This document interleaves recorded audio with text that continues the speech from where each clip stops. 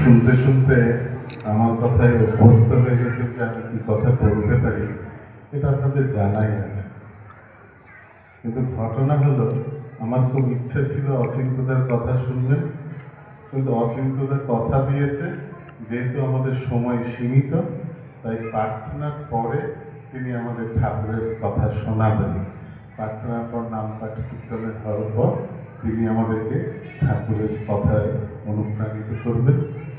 যেহেতু সময় সংক্ষেপ, তাই জন্য তার অচিন্ত্যতার কথাটা আর তাকে এই 5 মিনিটের জন্য বলতে দিলে আমাদেরও মনের খোরাক ফুরাবে। সেই জন্য আমিও তার কথাটার সম্মতি মেনে নিলাম। একটু আগে জেঠু জ্যোতি জেঠু বলছিলেন, দিলীপ জেঠদার বলছিলেন, সবাই আচার্যদেবের যে কথা বলছিলেন, দেখুন আমার তার সঙ্গ করে একটা দৃঢ় বিশ্বাসের জায়গায় আজকে এনারা আপনারা সবাই আমাকে যতটুকু ভালোবাসেন, সেই ভালোবাসার যোগ্য পাত্র তিনি খোঁজে বসে মেজে আমাকে করেছেন বলেই আপনাদের এতটুকু ভালোবাসার পাত্র হয়ে উঠতে পেরেছি। তাই সেই কারণে পরম পিতাকে যদি না ভালোবাসা হয়, তাকে যদি না ভালোবাসি, তাহলে কিন্তু আমাদের ভালোবাসার লোকের সংখ্যাও কিন্তু দিন দিন কমে যায়। কেননা আমার পরিবারটা তো ছোট্ট পরিবার, স্বামী স্ত্রী আছে, তারপরে এই যে বৃহত্তর পরিবার আমরা পাই, আজকে সব জায়গায় গেলে যে এত এত মানুষের ভালোবাসা আমাদেরকে উজাড় করে দেয়, শুধুমাত্র তাদেরকে ভালোবাসার কারণে। আমরা যত তাদেরকে ভালোবাসে উঠতে পারি, আমার বিশ্বাস, আমার নিজস্ব অনুভূতি, আপনাদের মাথায় যদি ঠাকুর না থাকেন, ঠাকুর যদি না আপনাদের মাথার মধ্যে এটা পোষণ করে দেন যে আপনারা এই মানুষটার ভিতরে ঠাকুর আছে, তাকে শ্রদ্ধা করেন, ভালোবাসেন, তাহলে আপনারা কোনোদিনই সেই মানুষটাকে ভালোবেসে উঠতে পারবেন, এটা গ্যারেন্টি। দিলীপ কাকু একটু আগে সেদিন উদ্বোধনের কথা বলছিলেন, আমি আর অচিন্ত্যদার পেছনে বসে গল্পের সেটা স্মৃতিচারণ করছিলাম। আমার মনে আছে যে 2007 সালে প্রথমে শ্রী দাদা এই মন্দিরের উদ্বোধনের ডেট দিয়েছিলেন 21শে জানুয়ারি। তা আমরা সবাই তখন ভীষণ কাজ নিয়ে ব্যস্ত। ইতিমধ্যে ঠিক 19শে জানুয়ারি না 18ই জানুয়ারি এরকম খবর এলো যে বাবার শরীরটা খারাপ। তা আমি এখানে প্রস্তুতির কাজেই ব্যস্ত ছিলাম, সব ফেলে দিয়ে দৌড়ালাম বাবার শরীর খারাপ, বাবা কেমন আছে সেখানে পৌঁছাবো। আমি গাড়ি নিয়ে চলে গেছি। চলে যাওয়ার পর সেখানে পৌঁছাতেই বর্তমানে আচার্যদেব, দেখুন তিনি আমাদের কিরকম করে ঘষে মেজে তৈরি করেন। বর্তমানে আচার্যদেব বলছেন, কি বাবাকে নিতে এসছেন? এবং আমাকে না, আমি শুনলাম বাবার শরীরটা খারাপ। বললেন, শোনেন, বাবার কাছে যখন যাবেন, বাবা তখন বলতে পারেন যে দেখ আমার শরীরটা খারাপ, তুমি অমুককে নিয়ে যা, বা কাউকে কারোর কথা বলতে পারেন।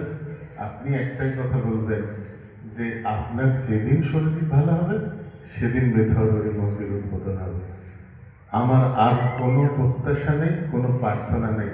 আমি শুধু চাই আপনার যেদিন শরীর ভালো হবে, আপনার ইচ্ছা হবে, সেদিন বেথরবাড়ি মন্দির উদ্বোধন হবে। আমাদের কোনো সময় লাগবে না, আপনি আগের দিন বলবেন, সেদিন বেথর। আচ্ছা, যদি সেই তাকে কিভাবে নিবেদন করতে হবে, আমাদের তো ভাষা জ্ঞান নাই, সেইটুকু পর্যন্ত তিনি দয়া করে শিখিয়ে দিলেন। আর সেই কথাটা বলেছিলাম বলে, সেই নিবেদনটা ঠিক মতো পরিবেশন করতে পেরেছিলাম বলে আজকে যে সুখানুভূতির কথা কোনো আলোচনা হচ্ছিল, সেইটা আমরা সেই সুখানুভূতি আমরা পেয়েছিলাম। এটাই হচ্ছে ব্যাপার, যে তার সঙ্গ করলে আমরা প্রতিটা বিষয়ে এরকম সূক্ষ্মভাবে আমাদের সুখানুভূতিগুলো বৃদ্ধিপ্রাপ্ত হয়। সেই জন্যে আমাদের বেথরবাড়িতে একটা জিনিসের ভীষণ অভাব আছে, যে আমরা দেওঘরে যাওয়াটা খুব কম, আচার্য সঙ্গ করা খুব কম। আমরা এখানে সহজে মন্দিরে আসলে ঠাকুরকে পেয়ে যাচ্ছি বলে যে আমাদের ঠাকুর যেখানে থেকেছেন, লীলা করেছেন, সেখানে না গেলে আমরা কখনোই আচার্য সঙ্গ না করলে আমরা সেটা উপলব্ধি করতে পারবো না। সেই কারণে আপনারা প্রত্যেকেই দিনভর যাওয়াটা বৃদ্ধি করবেন। আপনারা নিজেরাই দেখবেন আচার্য সঙ্গ করলে তার সামনে বসে থাকলে তিনি প্রতিনিয়ত আমাদের কেমন করে ঠাকুরের হয়ে উঠতে হবে সেটা সব সময় দিনের মধ্যে 12 ঘন্টা তিনি আমাদের জন্য এই কথাই বলে চলেছেন।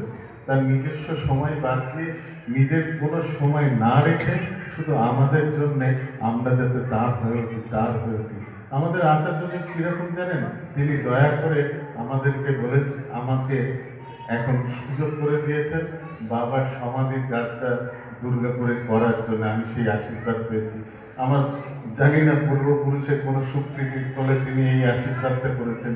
সেই কাজটা যেদিন আমাকে তিনি আশীর্বাদ করে দিচ্ছেন, তার অভিব্যক্তি, তার বলার সুরটা ছিল এরকম, বাপিদা আমার একটা কাজ করে দিতে পারবেন? আমাকে তিনি বলছেন আমি কার কোনো কাজ করতে পারবো না। আমার ভালোবাসাটা এখন সেই জায়গায় পৌঁছেছে, তিনি বললেই আমার ক্ষমতা থাকলে আমি চন্দ্র সূর্য লক্ষ্য হাতে করে নিয়ে এসে তার চরণে দিতে পারি। এইরকম আমার বিশ্বাসের জায়গাটা এরকম। তিনি আমাকে বলছেন আমার একটা ছোট্ট কাজ করে দিতে পারবেন না আগে। তখন তিনি বলছেন যে বাবার সমাধিটা আমার ইচ্ছার আপনি বানালে আমার খুব ভালো লাগবে। ভাবেন তিনি দয়া করে আমাকে এত বড় একটা সম্মানের কাজ দিচ্ছেন, তাতেও তার বলার অভিব্যক্তিটা এটা। ঠাকুরকে আমরা যদি এরকম ভাবে পরিবেশন না করি, ঠাকুরকে ভালোবেসে আমরা একটা ক্ষুদ্র মানুষের সঙ্গে যদি এরকম কথা না বলি, তাহলে আমাদের জীবনে ঠাকুর ধরার সার্থকতা নাই। তিনি এটাই আমাদের শেখাচ্ছেন। আপনারা সবাই ভালো থাকেন, মঙ্গলে থাকেন, আরও বেশি বেশি করে পরম পিতাকে ভালোবেসে পরম পিতার জগতের এই আপনার পরম পিতার চরণে আমার প্রার্থনা। জয় গুরু। প্রার্থনার সময় আর 5 মিনিট বাকি আছে। আপনারা কেউ এখানে বসে থাকলে এখান থেকে করতে পারেন।